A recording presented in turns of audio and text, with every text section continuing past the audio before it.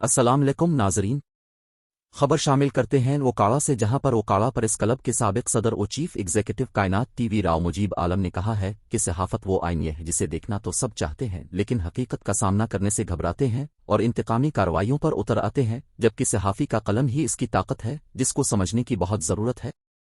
صحافت معاشرتی انصاف کی فراہمی میں بھی اہم کردار ادا کرتی ہے، مگر افسوس سے کہنا پڑتا ہے کہ جب سے صحافیوں نے اپنا اصل کردار نبھانا چھوڑا ہے وہ تنزلی کا شکار ہو چکے ہیں۔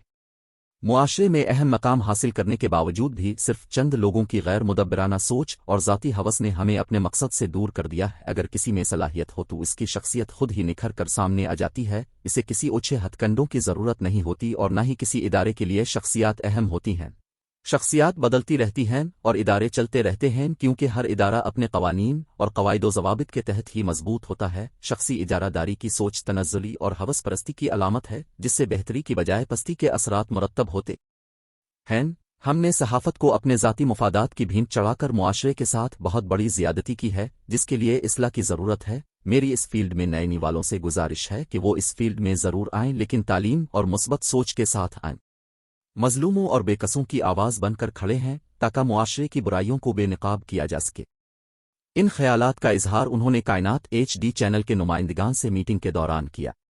اب تک کے لیے اتنا ہی، مزید خبروں کے لیے ہمارے ساتھ رہیں۔ اللہ نگہبان۔